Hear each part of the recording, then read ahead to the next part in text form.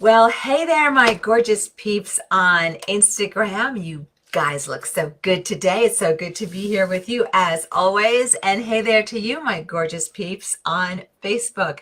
I'm Donna Hoffman. They call me the Interior Design Advocate, and that is because I advocate on behalf of design lovers everywhere. Professional designers working on your own business, professional design lovers designers who want to upscale their business, who want to start a business, who want to grow their business, as well as design lovers who are working on your own home. And each week I kind of toggle back and forth in these Facebook Lives to cover a topic that I think will answer some of the questions that I'm being sent. And hello, and thank you for all the waves that are coming in on Instagram as everybody's coming in. And hello, and thanks for all the highs and hellos on Facebook. So when I am not coaching in interior design, something I love doing, and I'm so honored to have been called one of America's leading interior design coaches. When I'm not doing that, I am running an interior design company, a luxury interior design company based here in the Philadelphia region of the United States. So I am walking the walk, not just talking the talk when it comes to supporting and motivating and TLCing and teaching and guiding my professional designers.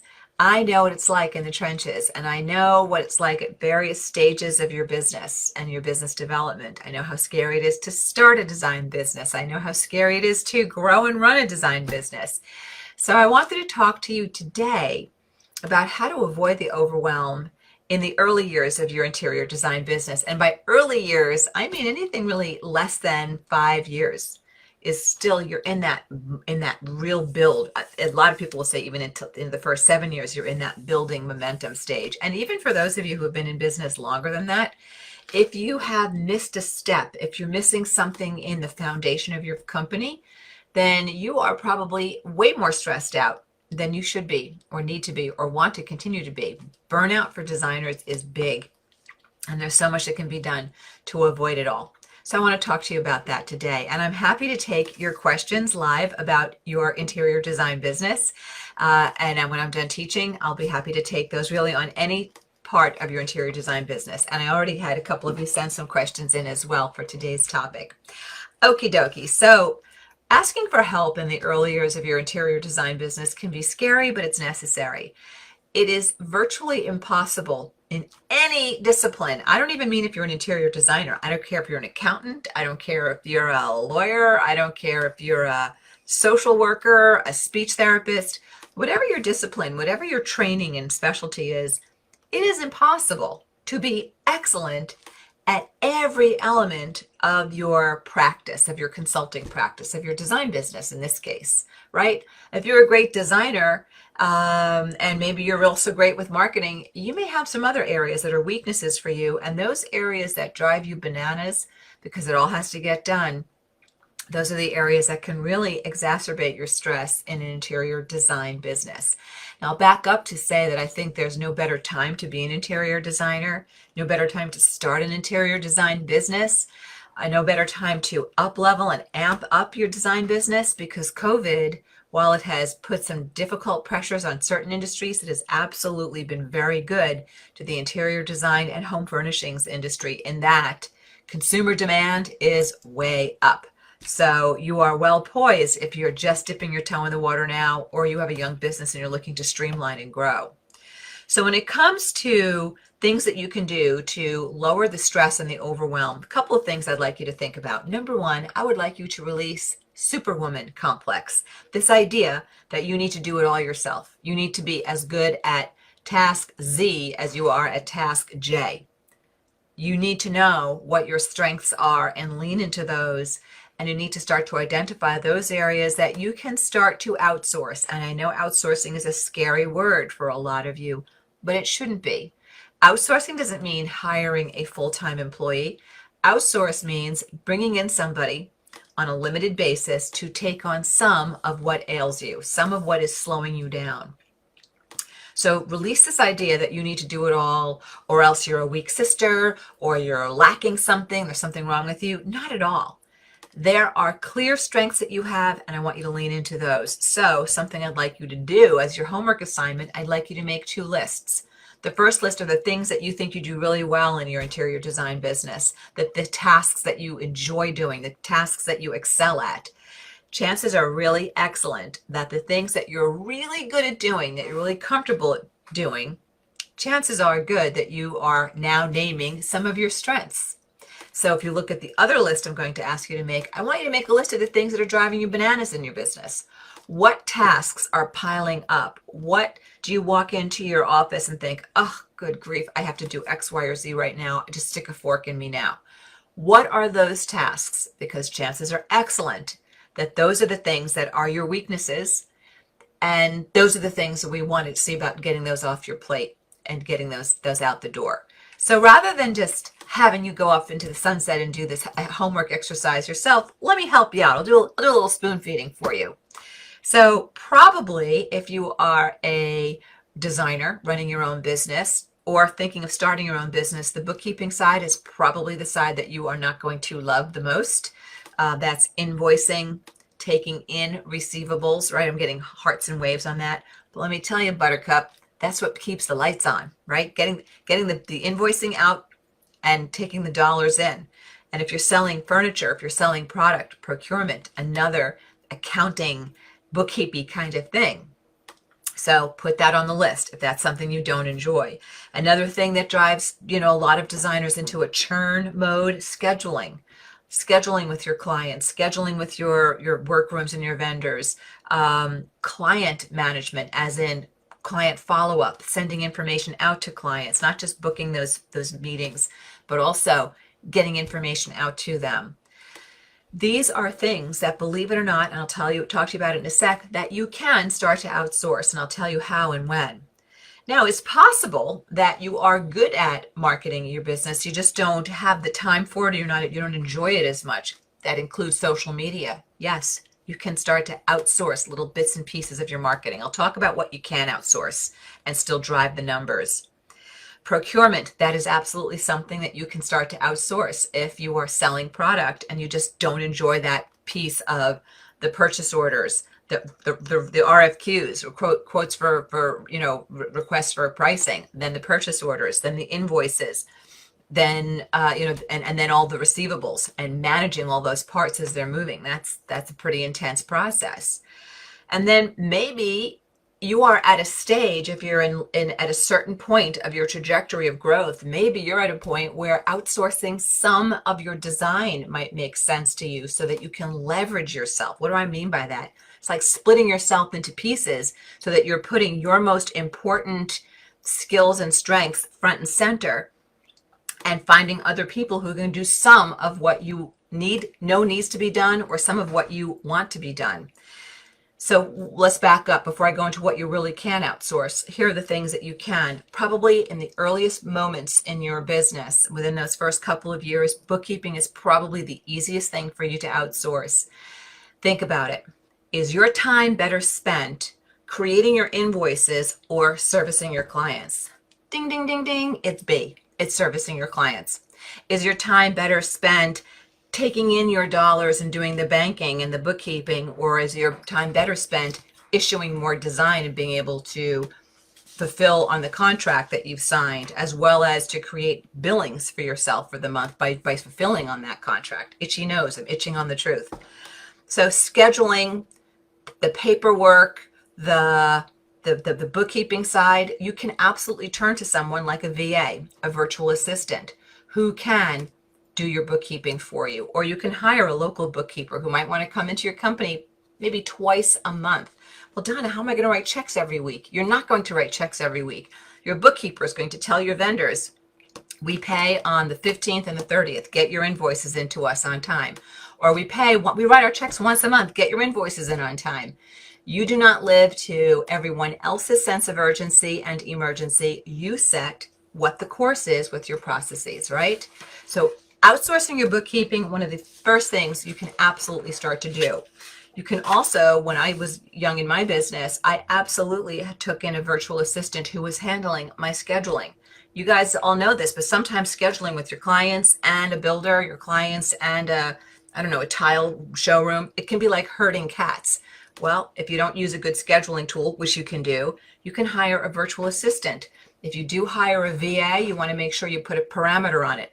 This is how many hours a month I want you to work. If you start to go above that, please let me know. This way you don't feel like you're going to lose control of your cash flow, right? Of your overhead.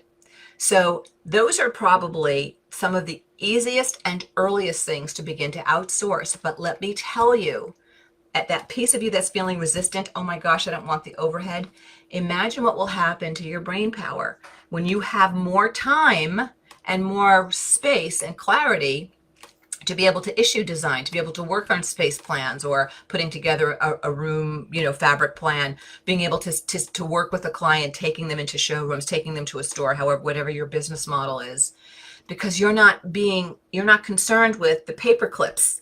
Now the paper clips have to be ordered and they have to be put in the right spot, but you don't necessarily have to be the person doing all of that. Is this making sense to you? Just give me a wave or a heart or a smile if this is starting to make sense, that there are things that you can outsource easily to create more breadth and space inside yourself to be able to be more effective in your business in the places where you need to be most effective.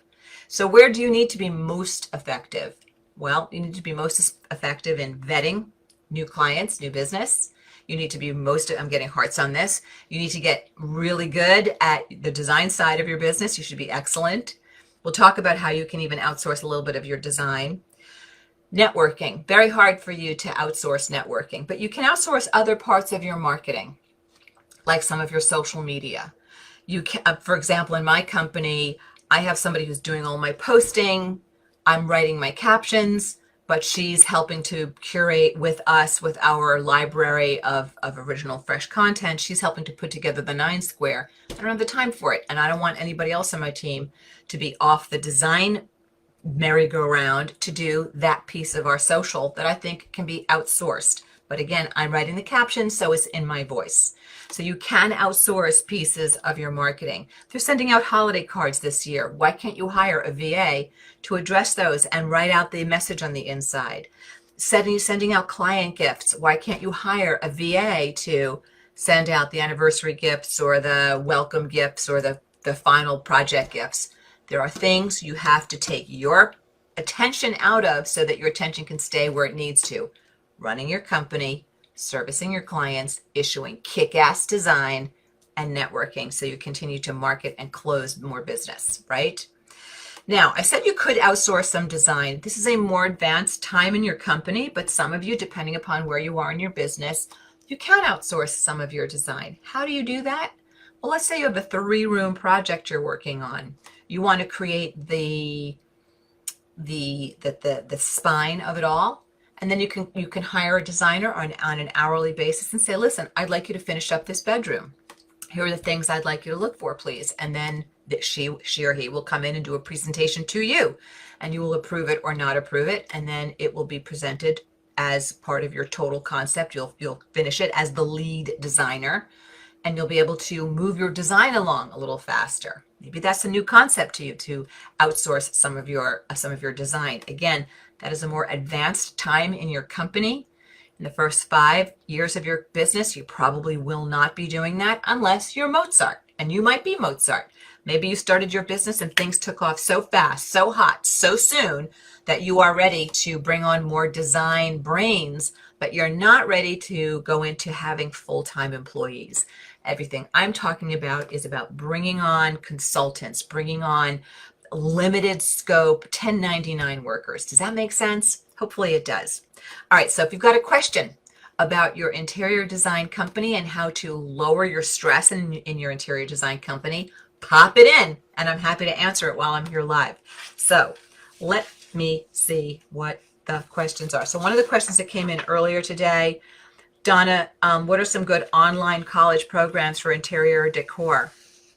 I can't tell you who the good online programs are for interior decor. I do want you to do some Googling, and I'd like you to look at things in your area.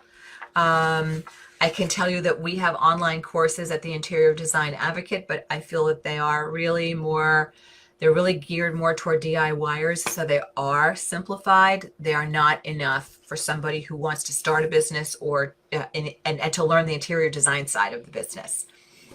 We will be launching in January. We're going to be launching a phenomenal program to help you grow and build your design business, especially as a creative, especially as a sensitive, since we creatives and we sensitives very often think, I'm not a bookkeeper type. I'm not a businessy person. How can I have outstanding success?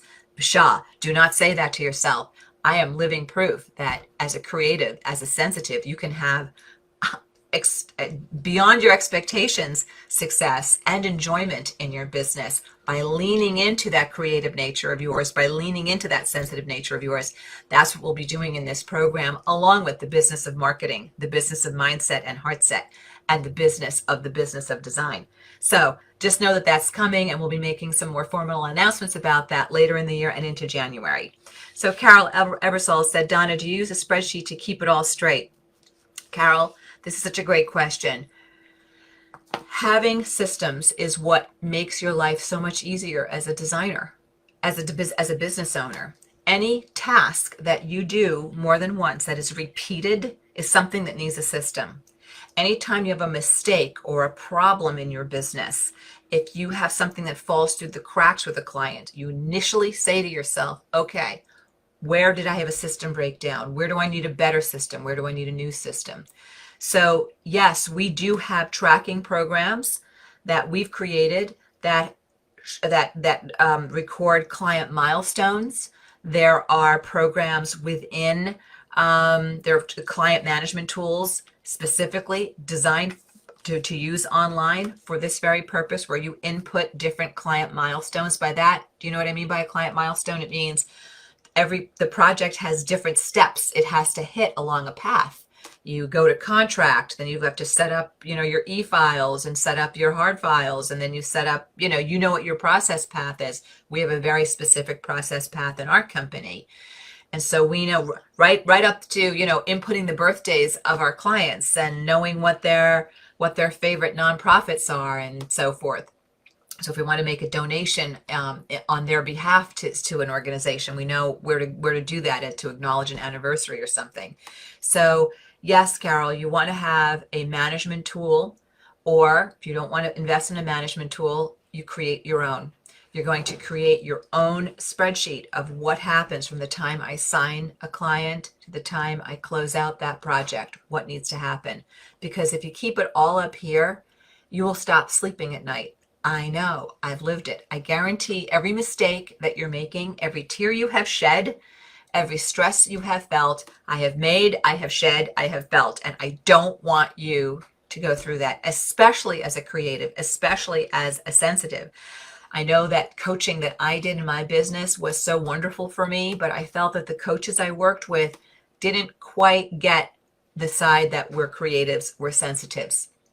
Because being coached by somebody who has a very different constitution than we do as designers doesn't always work. What they're saying doesn't always translate to what we're dealing with in our industry, and because of the types of people we are. So that's why creating this program for you was so important to me. All right, let's see if there are any other questions coming in. So Constance is saying hello from Michigan. Beverly's here. Rita's saying hello. Carol is saying, we love you, Donna and Steve. Thank you, Carol.